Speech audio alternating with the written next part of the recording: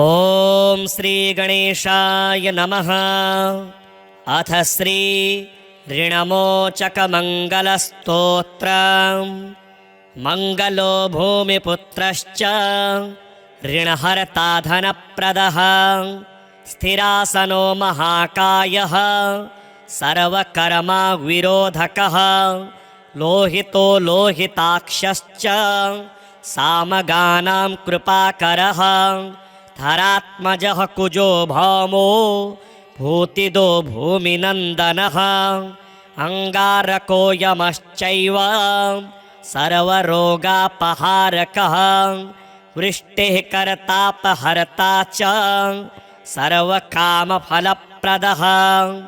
एतानि कुजनामानि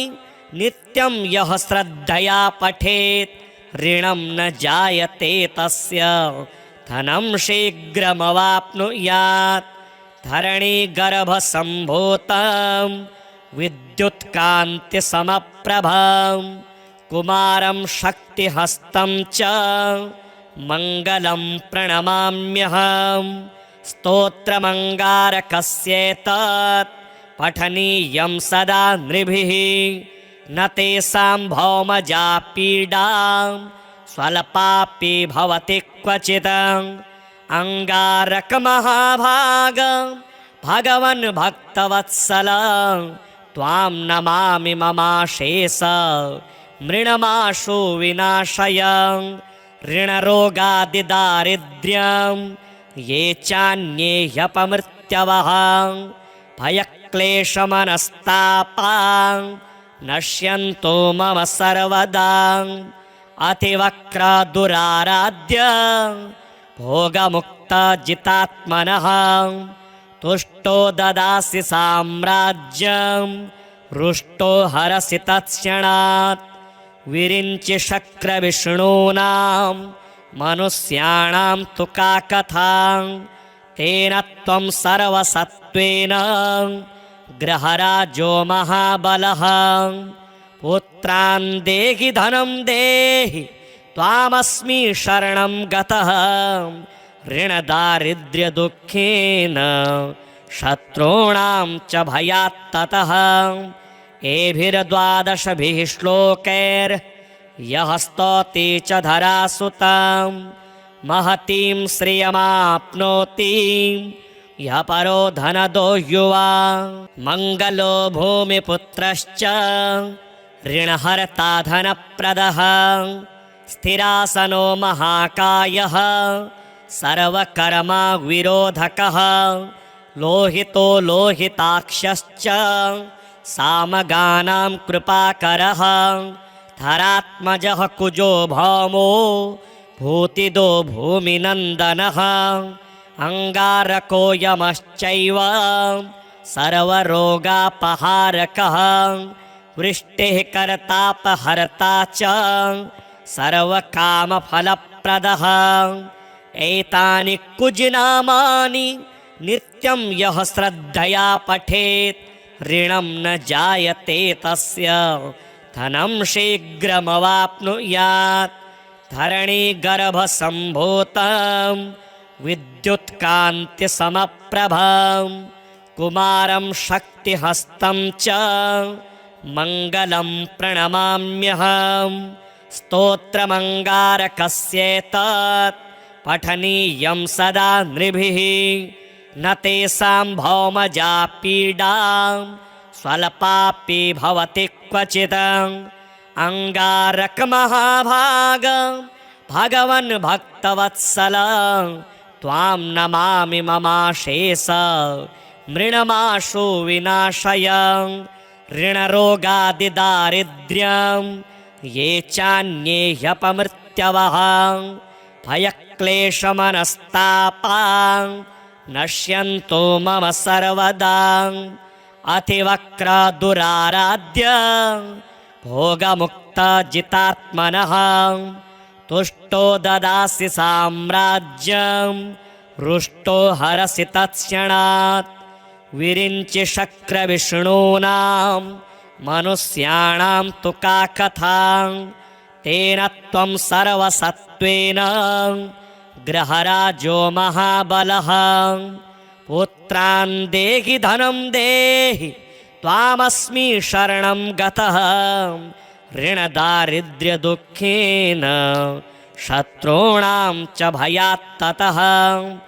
एभिर्द्वादशभिः श्लोकैर्यः स्तौति च धरासुतां महतीं श्रियमाप्नोति यः परो धनदो युवा मङ्गलो भूमिपुत्रश्च ऋणहर्ता धनप्रदः स्थिरासनो महाकायः सर्वकर्मा विरोधकः लोहितो लोहिताक्षश्च सामगानां कृपाकरः धरात्मजः कुजो भौमो भूतिदो भूमिनन्दनः अङ्गारको यमश्चैव सर्वरोगापहारकः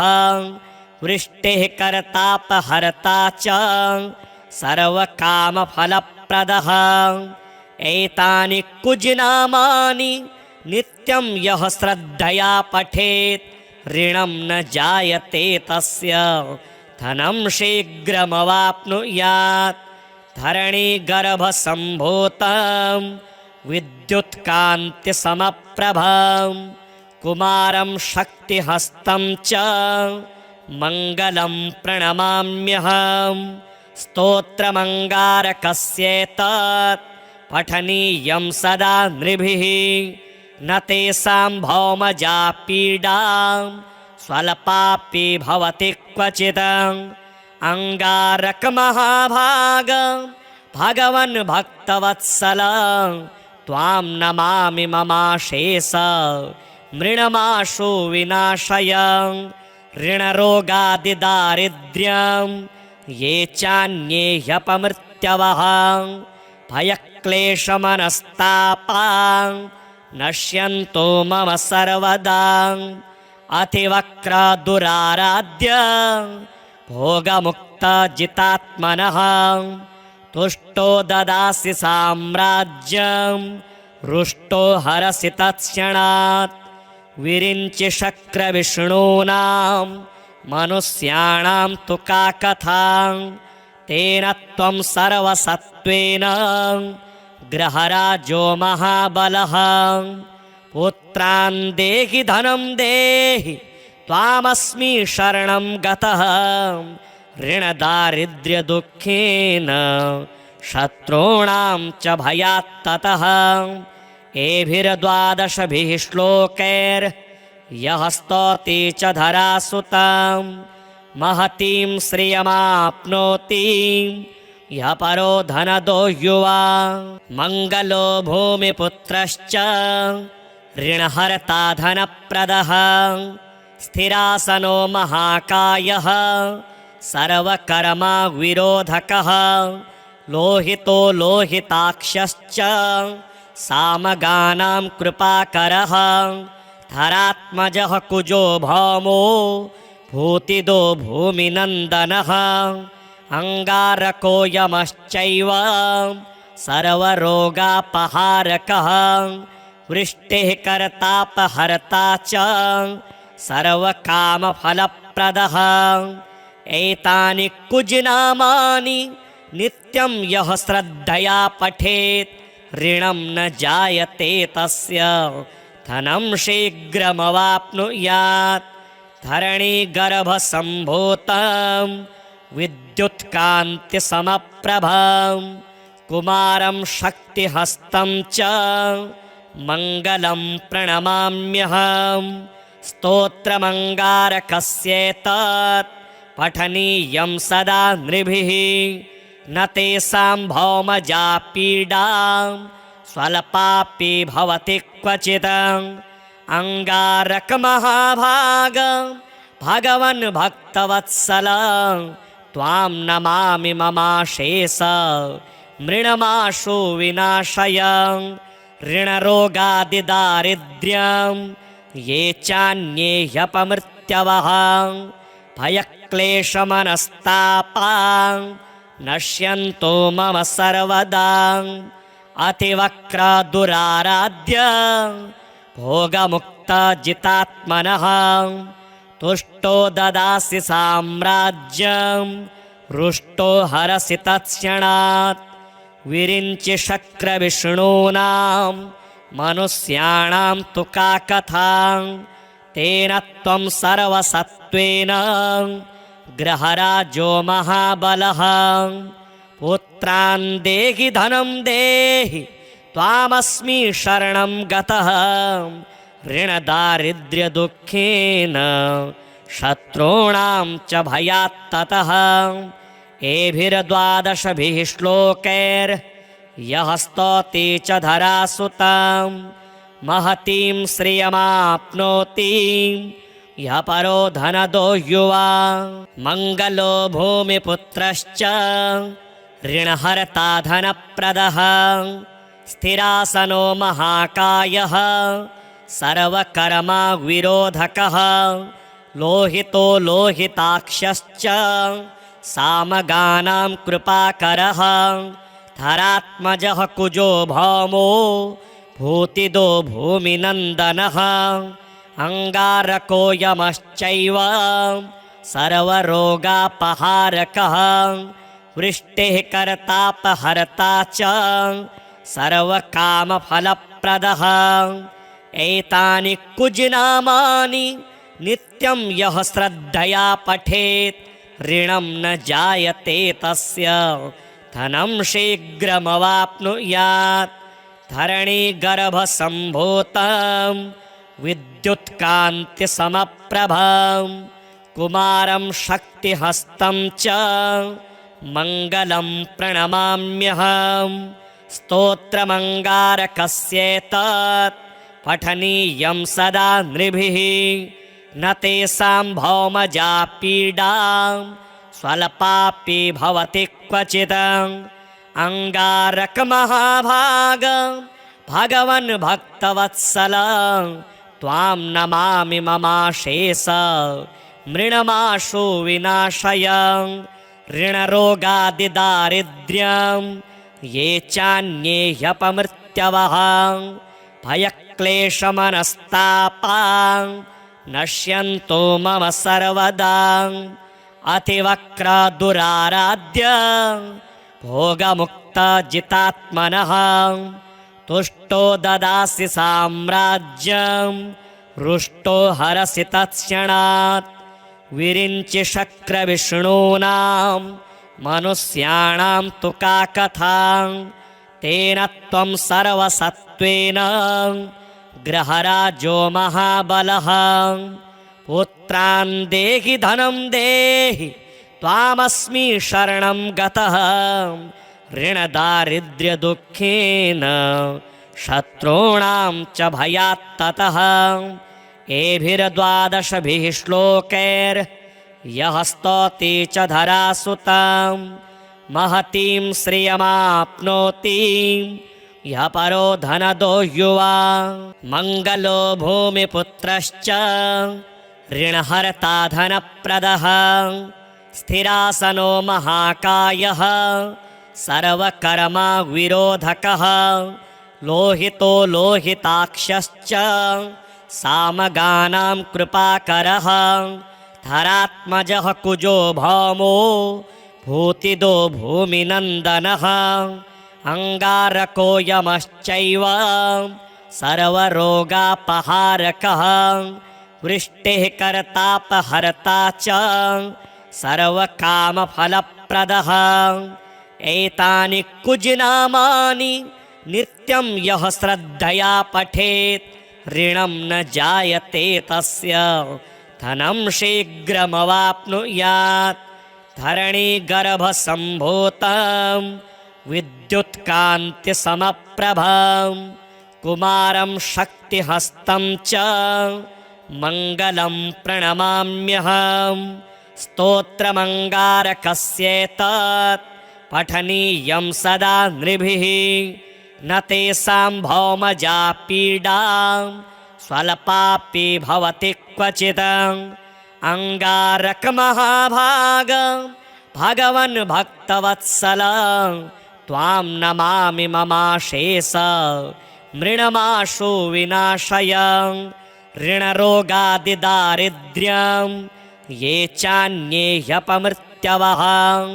भयक्लेशमनस्तापां नश्यन्तो मम सर्वदा अतिवक्रादुराराध्य भोगमुक्तजितात्मनः तुष्टो ददासि साम्राज्यं रुष्टो हरसि तत्क्षणात्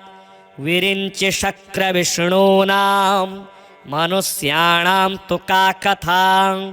तेन त्वं सर्वसत्त्वेन ग्रहराजो महाबलः पुत्रान् देहि धनं देहि त्वामस्मि शरणं गतः ऋणदारिद्र्यदुःखेन शत्रूणां च भयात्ततः एभिर्द्वादशभिः श्लोकैर्यः स्तौति च धरासुतां महतीं श्रियमाप्नोति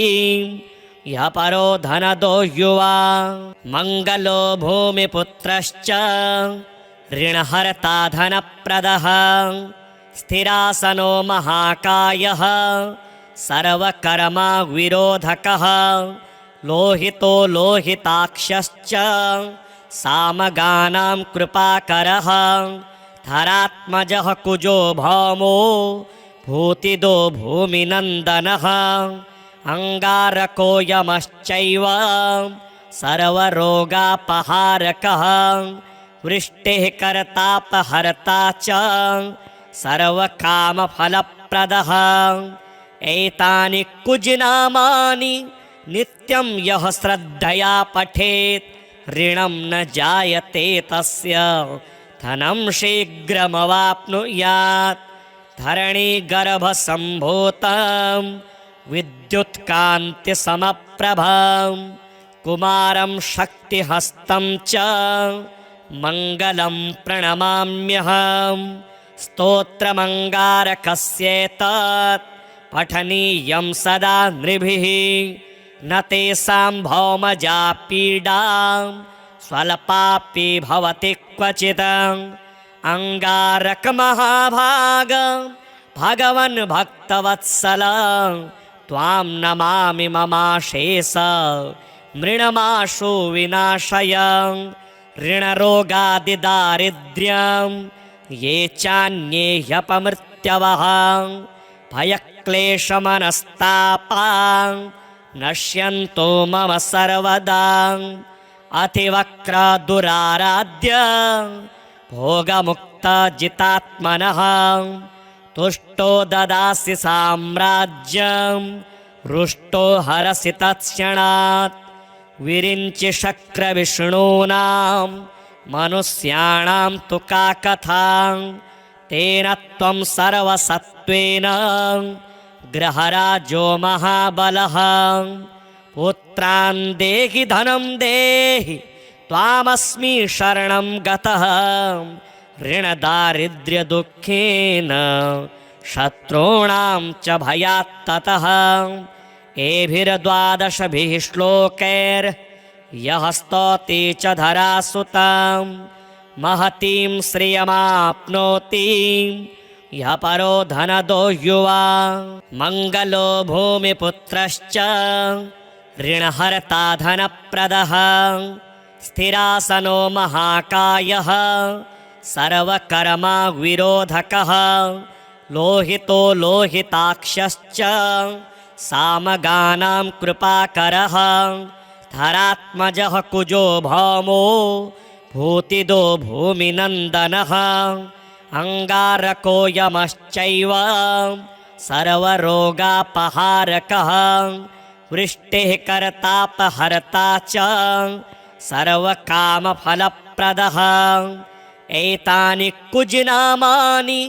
नित्यं यः श्रद्धया पठेत् ऋणं न जायते तस्य धनं शीघ्रमवाप्नुयात् धरणीगर्भसम्भूतं विद्युत्कान्तिसमप्रभं कुमारं शक्तिहस्तं च मङ्गलं प्रणमाम्यहं स्तोत्रमङ्गारकस्येतत् पठनीयं सदा नृभिः न तेषां भौमजा पीडा स्वल्पापि भवति क्वचित् अंगारकमहाभाग भगवन् भक्तवत्सल त्वां नमामि ममाशेष मृणमाशु विनाशय ऋणरोगादिदारिद्र्यं ये चान्ये ह्यपमृत्यवः भयक्लेशमनस्तापा नश्यन्तो मम सर्वदा अतिवक्रदुराराध्य भोगमुक्तजितात्मनः तुष्टो ददासि साम्राज्यं रुष्टो हरसि तत्क्षणात् विरिञ्चि शक्रविष्णूनां मनुष्याणां तु का कथा तेन त्वं सर्वसत्त्वेन ग्रहराजो महाबलः पुत्रान् देहि धनं देहि त्वामस्मि शरणं गतः ऋणदारिद्र्यदुःखेन शत्रूणां च भयात् ततः एभिर्द्वादशभिः श्लोकैर्यः स्तौति च धरासुतां महतीं श्रियमाप्नोति यः परो धनदो युवा मङ्गलो भूमिपुत्रश्च ऋणहर्ता धनप्रदः स्थिरासनो महाकायः सर्वकर्मा विरोधकः लोहितो लोहिताक्षश्च सामगानां कृपाकरः धरात्मजः कुजो भौमो भूतिदो भूमिनन्दनः अंगारको यमश्चैव सर्वरोगापहारकः वृष्टिः कर्तापहर्ता च सर्वकामफलप्रदः एतानि कुजनामानि नित्यं यः श्रद्धया पठेत् ऋणं न जायते तस्य धनं शीघ्रमवाप्नुयात् धरणीगर्भसम्भूतं विद्युत्कान्तिसमप्रभं कुमारं शक्तिहस्तं च मङ्गलं प्रणमाम्यहं स्तोत्रमङ्गारकस्येतत् पठनीयं सदा नृभिः न तेषां भौमजा पीडा स्वल्पापि भवति क्वचित् अंगारकमहाभाग भगवन् भक्तवत्सल त्वां नमामि ममाशेष मृणमाशु विनाशय ऋणरोगादिदारिद्र्यं ये चान्ये ह्यपमृत्यवः भयक्लेशमनस्तापा नश्यन्तो मम सर्वदा अतिवक्रदुराराध्य भोगमुक्तजितात्मनः तुष्टो ददासि साम्राज्यं रुष्टो हरसि तत्क्षणात् विरिञ्चि शक्रविष्णूनां मनुष्याणां तु का कथा तेन त्वं सर्वसत्त्वेन ग्रहराजो महाबलः पुत्रान् देहि धनं देहि त्वामस्मि शरणं गतः ऋणदारिद्र्यदुःखेन शत्रूणां च भयात् ततः एभिर्द्वादशभिः श्लोकैर्यः स्तौति च धरासुतां महतीं श्रियमाप्नोति यः परो धनदो युवा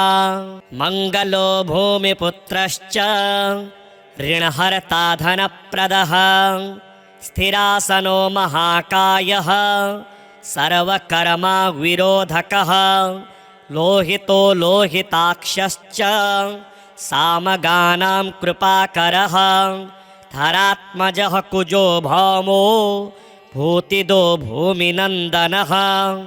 अंगारको यमश्चैव सर्वरोगापहारकः वृष्टिः कर्तापहर्ता च सर्वकामफलप्रदः एतानि कुजनामानि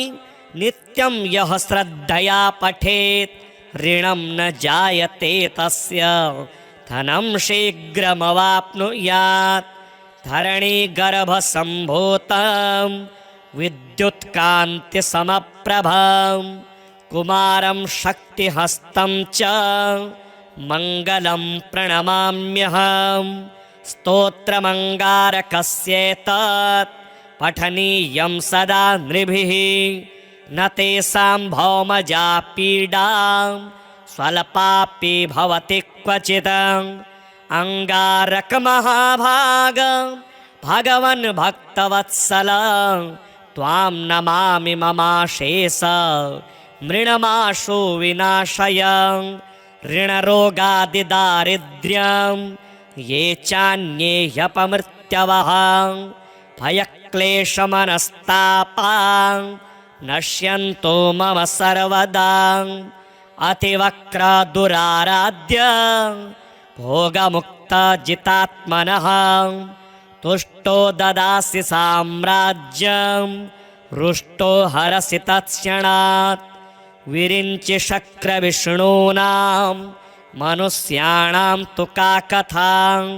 तेन त्वं सर्वसत्त्वेन ग्रहराजो महाबलः पुत्रान् देहि धनं देहि त्वामस्मि शरणं गतः ऋणदारिद्र्यदुःखेन शत्रूणां च भयात्ततः एभिर्द्वादशभिः श्लोकैर्यः स्तौति च धरासुतां महतीं श्रियमाप्नोति यः परो धनदो युवा मङ्गलो भूमिपुत्रश्च ऋणहर्ता धनप्रदः स्थिरासनो महाकायः सर्वकर्मा विरोधकः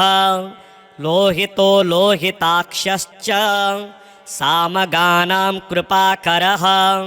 धरात्मजः कुजो भौमो भूतिदो भूमिनन्दनः अङ्गारको यमश्चैव सर्वरोगापहारकः वृष्टिः कर्तापहर्ता च सर्वकामफलप्रदः एतानि कुजनामानि नित्यं यः श्रद्धया पठेत् ऋणं न जायते तस्य धनं शीघ्रमवाप्नुयात् धरणीगर्भसम्भूतं विद्युत्कान्तिसमप्रभं कुमारं शक्तिहस्तं च मङ्गलं प्रणमाम्यहं स्तोत्रमङ्गारकस्येतत् पठनीयं सदा नृभिः न तेषां भौमजा पीडा स्वल्पापि भवति क्वचित् अङ्गारकमहाभाग भगवन् भक्तवत्सल त्वां नमामि ममाशेष मृणमाशु विनाशय ऋणरोगादिदारिद्र्यं ये चान्ये ह्यपमृत्यवः भयक्लेशमनस्तापा नश्यन्तो मम सर्वदा अतिवक्रदुराराध्य भोगमुक्तजितात्मनः तुष्टो ददासि साम्राज्यं हृष्टो हरसि तत्क्षणात् विरिञ्चि शक्रविष्णूनां मनुष्याणां तु का कथा तेन त्वं सर्वसत्त्वेन ग्रहराजो महाबलः पुत्रान् देहि धनं देहि त्वामस्मि शरणं गतः ऋणदारिद्र्यदुःखेन शत्रूणां च भयात्ततः एभिर्द्वादशभिः श्लोकैर्यः स्तौति च धरासुतां महतीं श्रियमाप्नोति यः परो धनदो युवा मङ्गलो भूमिपुत्रश्च ऋणहर्ता धनप्रदः स्थिरासनो महाकायः सर्वकर्मा विरोधकः लोहितो लोहिताक्षश्च सामगानां कृपाकरः धरात्मजः कुजो भौमो भूतिदो भूमिनन्दनः अङ्गारको यमश्चैव सर्वरोगापहारकः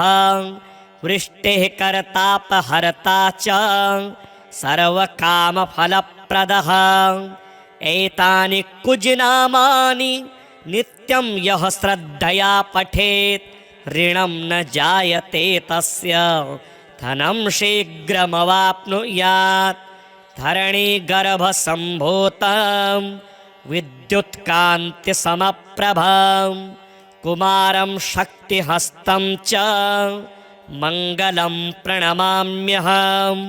स्तोत्रमङ्गारकस्येतत् पठनीयं सदा नृभिः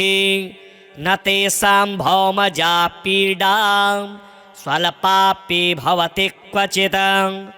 अंगारकमहाभाग भगवन् भक्तवत्सल त्वां नमामि ममाशेष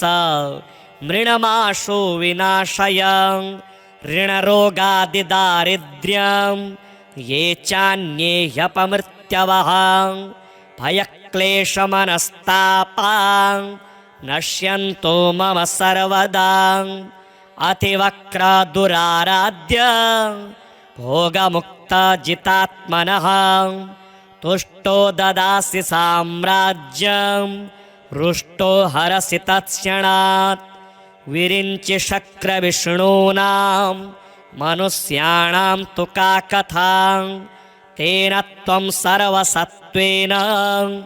ग्रहराजो महाबलः। पुत्रान् देहि धनं देहि त्वामस्मि शरणं गतः। ऋणदारिद्र्यदुःखेन शत्रूणां च भयात्ततः। एभिर्द्वादशभिः श्लोकैर्यः स्तौति च धरासुतां महतीं श्रियमाप्नोति यः परो धनदो युवा। मङ्गलो भूमिपुत्रश्च ऋणहर्ता धनप्रदः। स्थिरासनो महाकायः सर्वकर्मा विरोधकः। लोहितो लोहिताक्षश्च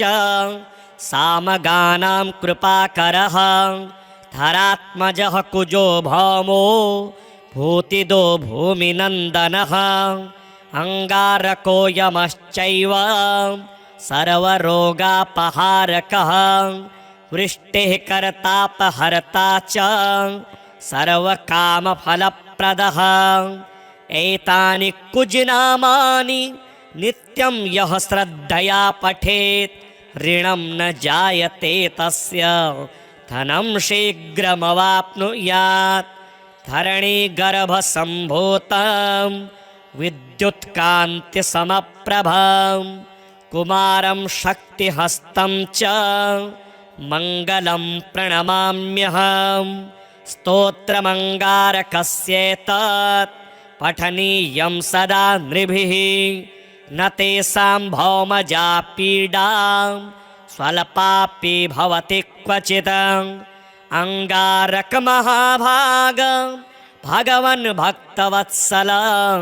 त्वां नमामि ममाशेष मृणमाशु विनाशय। ऋणरोगादिदारिद्र्यं ये चान्ये ह्यपमृत्यवः भयक्लेशमनस्तापां नश्यन्तो मम सर्वदा। अतिवक्रदुराराध्य भोगमुक्तजितात्मनः तुष्टो ददासि साम्राज्यं रुष्टो हरसि तत्क्षणात्। विरिञ्चि शक्रविष्णूनां मनुष्याणां तु का कथा। तेन त्वं सर्वसत्त्वेन ग्रहराजो महाबलः। पुत्रान् देहि धनं देहि त्वामस्मि शरणं गतः। ऋणदारिद्र्यदुःखेन शत्रूणां च भयात्ततः। एभिर्द्वादशभिः श्लोकैर्यः स्तौति च धरासुतां महतीं श्रियमाप्नोति यः परो धनदो युवा। मङ्गलो भूमिपुत्रश्च ऋणहर्ता धनप्रदः। स्थिरासनो महाकायः सर्वकर्मा विरोधकः। लोहितो लोहिताक्षश्च सामगानां कृपाकरः धरात्मजः कुजो भौमो भूतिदो भूमिनन्दनः अङ्गारको यमश्चैव सर्वरोगापहारकः वृष्टिः कर्तापहर्ता च सर्वकामफलप्रदः एतानि कुजनामानि नित्यं यः श्रद्धया पठेत् ऋणं न जायते तस्य धनं शीघ्रमवाप्नुयात् धरणीगर्भसम्भूतं विद्युत्कान्तिसमप्रभं कुमारं शक्तिहस्तं च मङ्गलं प्रणमाम्यहम् स्तोत्रमङ्गारकस्येतत् पठनीयं सदा नृभिः न तेषां भौमजा पीडा स्वल्पापि भवति क्वचित् अङ्गारकमहाभाग भगवन् भक्तवत्सल त्वां नमामि ममाशेष मृणमाशु विनाशय ऋणरोगादिदारिद्र्यं ये चान्ये ह्यपमृत्यवः भयक्लेशमनस्तापा नश्यन्तो मम सर्वदा अतिवक्रदुराराध्य भोगमुक्तजितात्मनः तुष्टो ददासि साम्राज्यं रुष्टो हरसि तत्क्षणात् विरिञ्चि शक्रविष्णूनां मनुष्याणां तु का कथा तेन त्वं सर्वसत्त्वेन ग्रहराजो महाबलः पुत्रान् देहि धनं देहि त्वामस्मि शरणं गतः ऋणदारिद्र्यदुःखेन शत्रूणां च भयात्ततः एभिर्द्वादशभिः श्लोकैर्यः स्तौति च धरासुतां महतीं श्रियमाप्नोति यः परो धनदो युवा मङ्गलो भूमिपुत्रश्च ऋणहर्ता धनप्रदः स्थिरासनो महाकायः सर्वकर्मा विरोधकः लोहितो लोहिताक्षश्च सामगानां कृपाकरः धरात्मजः कुजो भौमो भूतिदो भूमिनन्दनः अङ्गारको यमश्चैव सर्वरोगापहारकः वृष्टिः कर्तापहर्ता च सर्वकामफलप्रदः एतानि कुजनामानि नित्यं यः श्रद्धया पठेत् ऋणं न जायते तस्य धनं शीघ्रमवाप्नुयात् धरणीगर्भसम्भूतं विद्युत्कान्तिसमप्रभं कुमारं शक्तिहस्तं च मङ्गलं प्रणमाम्यहम् स्तोत्रमङ्गारकस्येतत् पठनीयं सदा नृभिः न तेषां भौमजा पीडा स्वल्पापि भवति क्वचित् अङ्गारकमहाभाग भगवन् भक्तवत्सल त्वां नमामि ममाशेष मृणमाशु विनाशय ऋणरोगादिदारिद्र्यं ये चान्ये ह्यपमृत्यवः भयक्लेशमनस्तापा नश्यन्तो मम सर्वदा अतिवक्रदुराराध्य भोगमुक्तजितात्मनः तुष्टो ददासि साम्राज्यं रुष्टो हरसि तत्क्षणात् विरिञ्चि शक्रविष्णूनां मनुष्याणां तु का कथा तेन त्वं सर्वसत्त्वेन ग्रहराजो महाबलः पुत्रान् देहि धनं देहि त्वामस्मि शरणं गतः ऋणदारिद्र्यदुःखेन शत्रूणां च भयात्ततः एभिर्द्वादशभिः श्लोकैर्यः स्तौति च धरासुतां महतीं श्रियमाप्नोति यः परो धनदो युवा मङ्गलो भूमिपुत्रश्च ऋणहर्ता धनप्रदः स्थिरासनो महाकायः सर्वकर्मा विरोधकः लोहितो लोहिताक्षश्च सामगानां कृपाकरः धरात्मजः कुजो भौमो भूतिदो भूमिनन्दनः अङ्गारको यमश्चैव सर्वरोगापहारकः वृष्टिः कर्तापहर्ता च सर्वकामफलप्रदः एतानि कुजनामानि नित्यं यः श्रद्धया पठेत् ऋणं न जायते तस्य धनं शीघ्रमवाप्नुयात् धरणीगर्भसम्भूतं विद्युत्कान्तिसमप्रभं कुमारं शक्तिहस्तं च मङ्गलं प्रणमाम्यहं स्तोत्रमङ्गारकस्येतत् पठनीयं सदा नृभिः न तेषां भौमजा पीडा स्वल्पापि भवति क्वचित् अङ्गारकमहाभाग भगवन् भक्तवत्सल त्वां नमामि ममाशेष मृणमाशु विनाशय ऋणरोगादिदारिद्र्यं ये चान्ये ह्यपमृत्यवः भयक्लेशमनस्तापा नश्यन्तो मम सर्वदा अतिवक्रदुराराध्य भोगमुक्तजितात्मनः तुष्टो ददासि साम्राज्यं रुष्टो हरसि तत्क्षणात् विरिञ्चि शक्रविष्णूनां मनुष्याणां तु का कथा तेन त्वं सर्वसत्त्वेन ग्रहराजो महाबलः पुत्रान् देहि धनं देहि त्वामस्मि शरणं गतः ऋणदारिद्र्यदुःखेन शत्रूणां च भयात्ततः एभिर्द्वादशभिः श्लोकैर्यः स्तौति च धरासुतां महतीं श्रियमाप्नोति यः परो धनदो युवा मङ्गलो भूमिपुत्रश्च ऋणहर्ता धनप्रदः स्थिरासनो महाकायः सर्वकर्मा विरोधकः लोहितो लोहिताक्षश्च सामगानां कृपाकरः धरात्मजः कुजो भौमो भूतिदो भूमिनन्दनः अङ्गारको यमश्चैव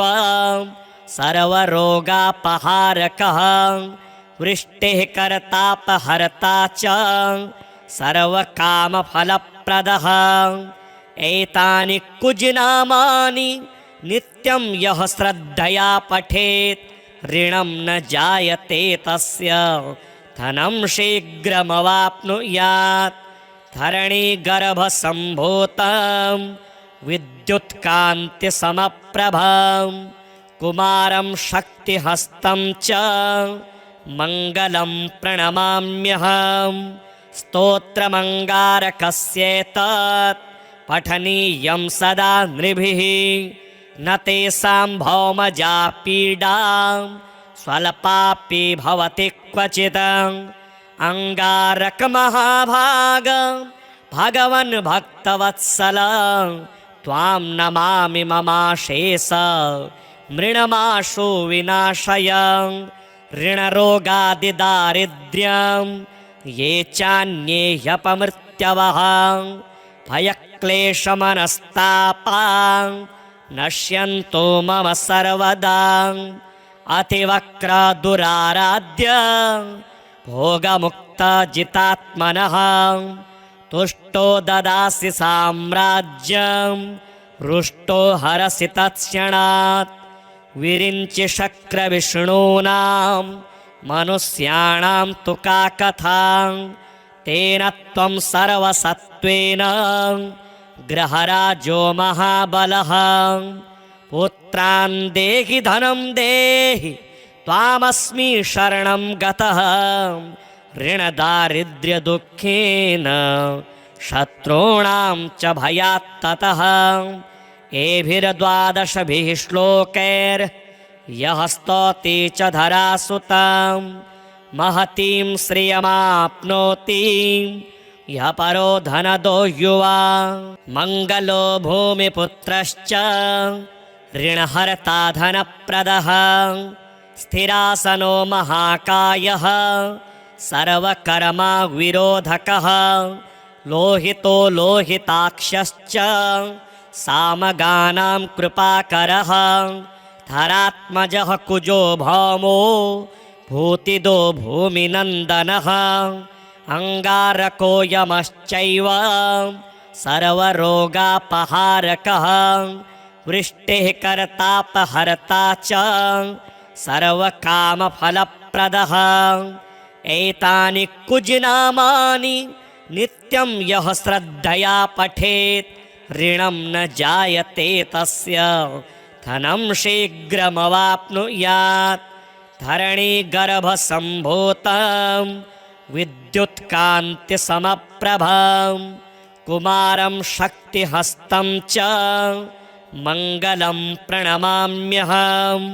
स्तोत्रमङ्गारकस्येतत् पठनीयं सदा नृभिः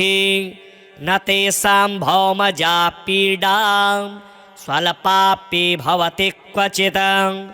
अङ्गारकमहाभाग भगवन् भक्तवत्सल त्वां नमामि ममाशेष मृणमाशु विनाशय ऋणरोगादिदारिद्र्यं ये चान्ये ह्यपमृत्यवः भयक्लेशमनस्तापा नश्यन्तो मम सर्वदा अतिवक्रदुराराध्य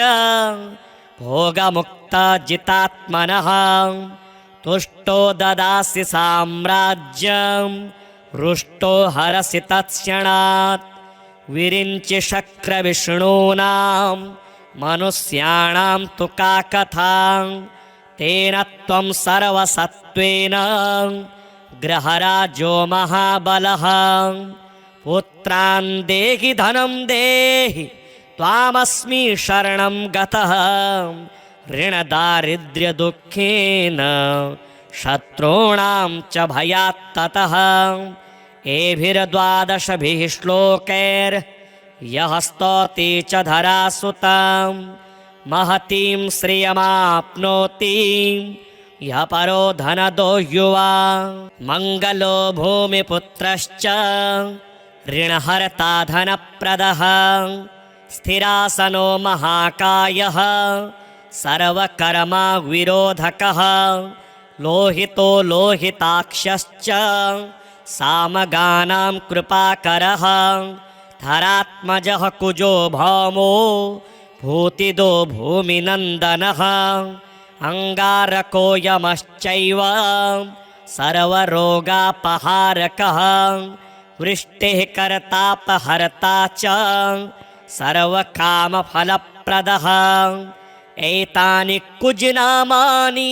नित्यं यः श्रद्धया पठेत् ऋणं न जायते तस्य धनं शीघ्रमवाप्नुयात् धरणीगर्भसम्भूतं विद्युत्कान्तिसमप्रभं कुमारं शक्तिहस्तं च मङ्गलं प्रणमाम्यहम् स्तोत्रमङ्गारकस्येतत् पठनीयं सदा नृभिः न तेषां भौमजा पीडा स्वल्पापि भवति क्वचित् अङ्गारकमहाभाग भगवन् भक्तवत्सल त्वां नमामि ममाशेष मृणमाशु विनाशय ऋणरोगादिदारिद्र्यं ये चान्ये ह्यपमृत्यवः भयक्लेशमनस्तापा नश्यन्तो मम सर्वदा अतिवक्रदुराराध्य भोगमुक्तजितात्मनः तुष्टो ददासि साम्राज्यं रुष्टो हरसि तत्क्षणात् विरिञ्चि शक्रविष्णूनां मनुष्याणां तु का कथा तेन त्वं सर्वसत्त्वेन गृहराजो महाबलः पुत्रान् देहि धनं देहि त्वामस्मि शरणं गतः ऋणदारिद्र्यदुःखेन शत्रूणां च भयात्ततः एभिर्द्वादशभिः श्लोकैर्यः स्तौति च धरासुतां महतीं श्रियमाप्नोति यः परो धनदो युवा मङ्गलो भूमिपुत्रश्च ऋणहर्ता धनप्रदः स्थिरासनो महाकायः सर्वकर्मा विरोधकः लोहितो लोहिताक्षश्च सामगानां कृपाकरः धरात्मजः कुजो भौमो भूतिदो भूमिनन्दनः अङ्गारको यमश्चैव सर्वरोगापहारकः वृष्टिः कर्तापहर्ता च सर्वकामफलप्रदः एतानि कुजनामानि नित्यं यः श्रद्धया पठेत् ऋणं न जायते तस्य धनं शीघ्रमवाप्नुयात् धरणीगर्भसम्भूतं विद्युत्कान्तिसमप्रभं कुमारं शक्तिहस्तं च मङ्गलं प्रणमाम्यहं स्तोत्रमङ्गारकस्येतत् पठनीयं सदा नृभिः न तेषां भौमजा पीडा स्वल्पापि भवति क्वचित् अङ्गारकमहाभाग भगवन् भक्तवत्सल त्वां नमामि ममाशेष मृणमाशु विनाशय ऋणरोगादिदारिद्र्यं ये चान्ये ह्यपमृत्यवः भयक्लेशमनस्तापा नश्यन्तो मम सर्वदा अतिवक्रदुराराध्य भोगमुक्तजितात्मनः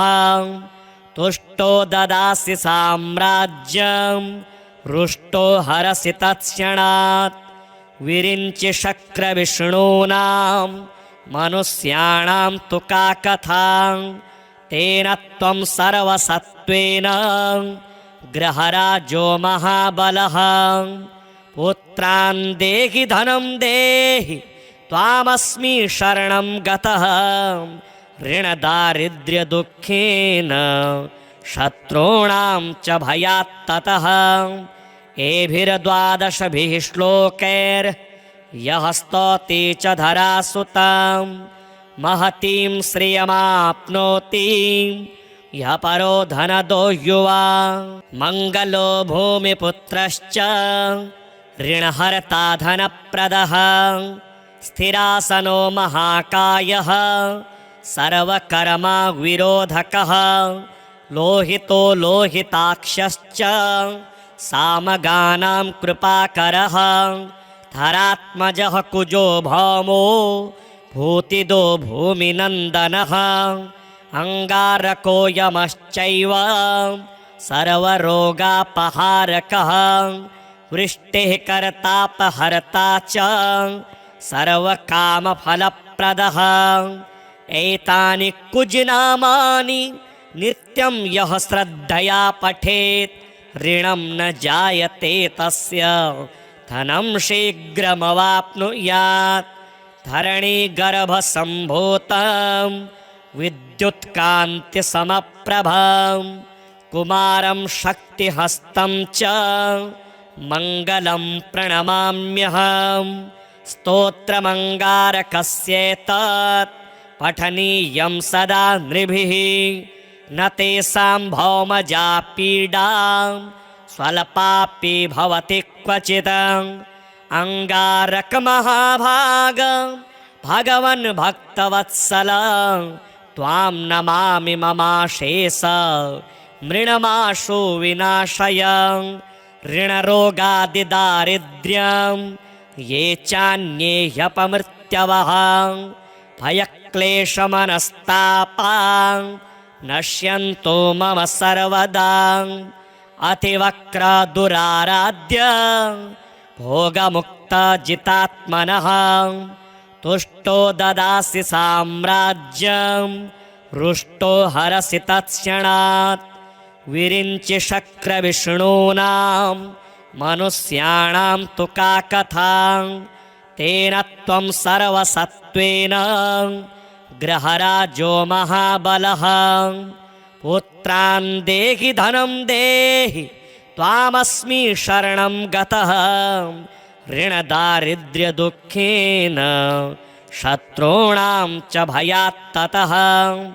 एभिर्द्वादशभिः श्लोकैर्यः स्तौति च धरासुतां महतीं श्रियमाप्नोति यः परो धनदो युवा मङ्गलो भूमिपुत्रश्च ऋणहर्ता धनप्रदः स्थिरासनो महाकायः सर्वकर्मा विरोधकः लोहितो लोहिताक्षश्च सामगानां कृपाकरः धरात्मजः कुजो भौमो भूतिदो भूमिनन्दनः अङ्गारको यमश्चैव सर्वरोगापहारकः वृष्टिः कर्तापहर्ता च सर्वकामफलप्रदः एतानि कुजनामानि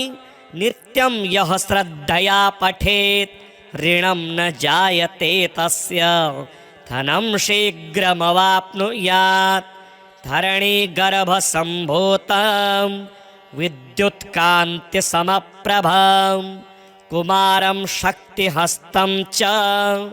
मङ्गलं प्रणमाम्यहं स्तोत्रमङ्गारकस्येतत् पठनीयं सदा नृभिः न तेषां भौमजा पीडां स्वल्पापि भवति क्वचित् अङ्गारकमहाभाग भगवन् भक्तवत्सल त्वां नमामि ममाशेष मृणमाशु विनाशय ऋणरोगादिदारिद्र्यं ये चान्ये ह्यपमृत्यवः भयक्लेशमनस्तापा नश्यन्तो मम सर्वदा अतिवक्रदुराराध्य भोगमुक्तजितात्मनः तुष्टो ददासि साम्राज्यं रुष्टो हरसि तत्क्षणात् विरिञ्चि शक्रविष्णूनां मनुष्याणां तु का कथा तेन त्वं सर्वसत्त्वेन गृहराजो महाबलः पुत्रान् देहि धनं देहि त्वामस्मि शरणं गतः ऋणदारिद्र्यदुःखेन शत्रूणां च भयात्ततः एभिर्द्वादशभिः श्लोकैर्यः स्तौति च धरासुतां महतीं श्रियमाप्नोति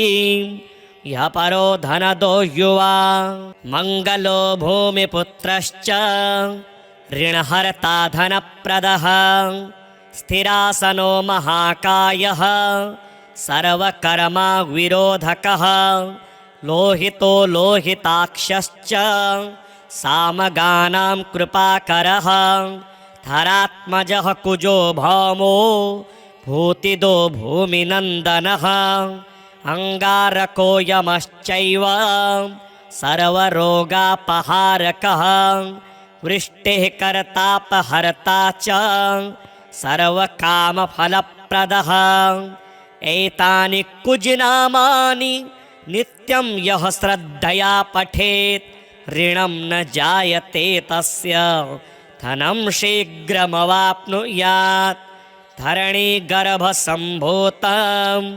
विद्युत्कान्तिसमप्रभं कुमारं शक्तिहस्तं च मङ्गलं प्रणमाम्यहं स्तोत्रमङ्गारकस्येतत् पठनीयं सदा नृभिः न तेषां भौमजा पीडा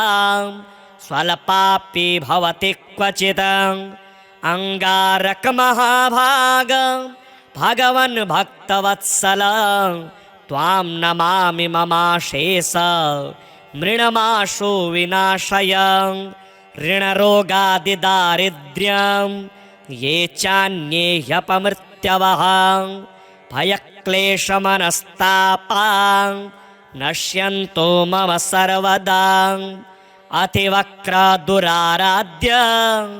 भोगमुक्तजितात्मनः तुष्टो ददासि साम्राज्यं रुष्टो हरसि तत्क्षणात्